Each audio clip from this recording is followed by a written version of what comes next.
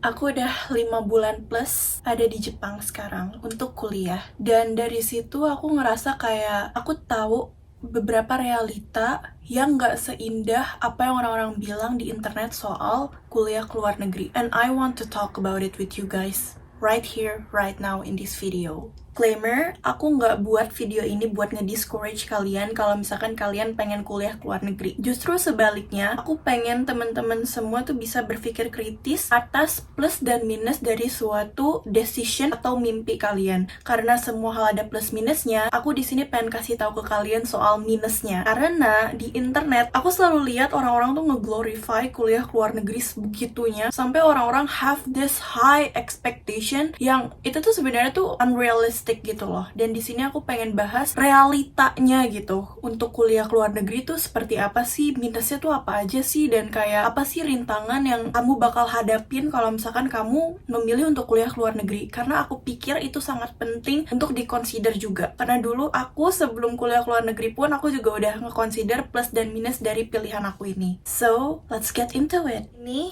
yang pertama itu adalah suatu hal yang orang sering banget bahas di internet, and I also want to discuss about it a little bit. Yaitu adalah kalau kuliah ke luar negeri, like it or not, you need a big amount of money. Biaya untuk kuliah ke luar negeri itu nggak murah. I have to admit that to you guys. Let's say kamu ngincer beasiswa. Untuk mendapatkan suatu beasiswa pun, kamu juga harus mengeluarkan uang untuk persiapannya. Untuk prosesnya itu kamu butuh uang. Kayak apa? Kayak tes buat kuliah ke luar negeri, kayak SAT, or kayak IELTS, TOEFL, itu semua tuh butuh uang. Dan itu tuh bukan a small amount ya. Terus kayak buat daftar-daftar kuliahnya ke luar negeri, itu tuh juga bayar. Kamu daftar kuliah tuh bayar gitu. Di Indonesia juga aku kalau nggak salah bayar ya.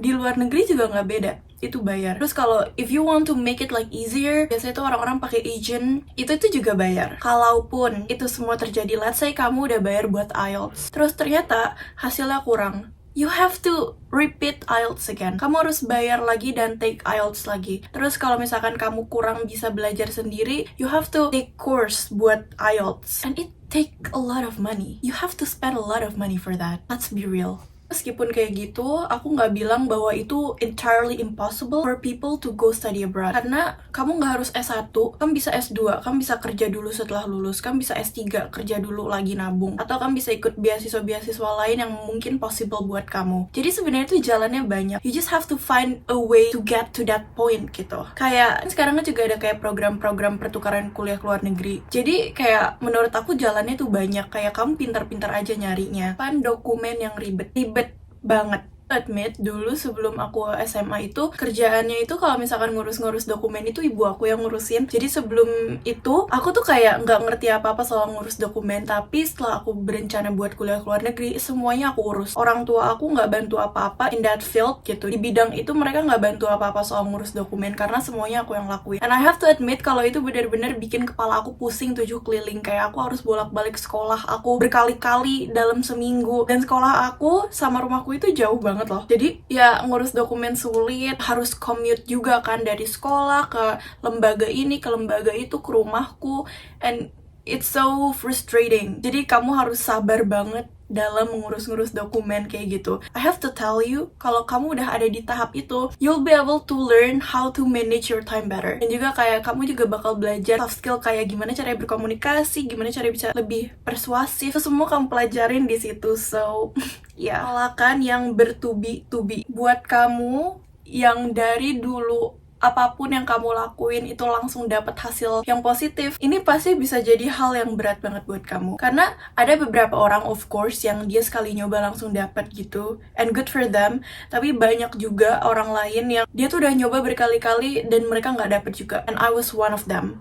Aku adalah salah satu yang sulit banget buat dapet kuliah ke luar negeri ini. Aku udah banyak buat bikin video tentang itu, kamu bisa cek. Dan itu kayak wow, itu bener-bener berat banget loh. Itu kayak butuh mental yang kuat banget saat kamu ada di tahap itu. I have to tell you that. Kuliah ke luar negeri itu bukan buat orang yang mentalnya ecek-ecek. It's not for you guys. Kalau kamu ngerasa kayak kamu nyoba sekali, kamu langsung give up, then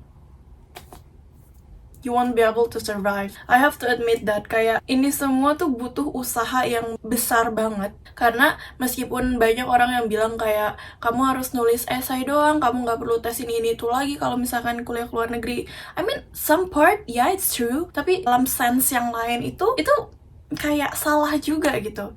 Karena apa yang kamu pelajarin itu beda sama kalau misalkan kamu kayak daftar kuliah kayak di Indonesia gitu. Apa yang kamu pelajarin itu beda. Kecuali kalau kamu udah dari sekolah internasional atau dari sekolah swasta yang emang murid-muridnya tuh udah banyak yang kuliah ke luar negeri. Tapi aku personally, aku tuh dari sekolah negeri. Bener-bener aku dari SD sampai SMA itu aku di sekolah negeri. And sekolahku itu masih belum terlalu familiar sama muridnya kuliah ke luar negeri. Mungkin ada beberapa tapi nggak banyak. Jadi mostly bener-bener kayak yang ngurus semua hal, oke?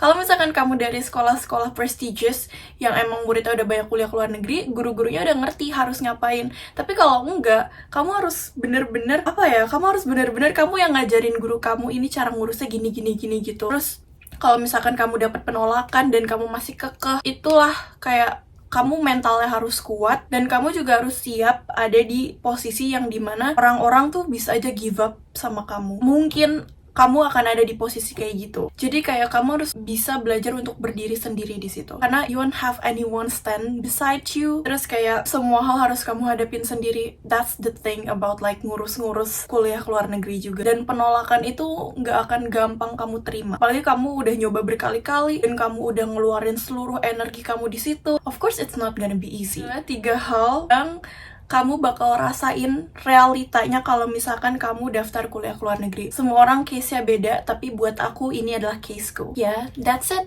Semoga bermanfaat. Thank you for watching. Bye-bye. Demi apapun, loneliness is real here. You'll be very lonely. It will drain you so hard. Bahkan kayak awal-awal mungkin kamu bisa aja depressed, terus kayak anxious, atau kena mental problem lainnya karena saking lonely-nya.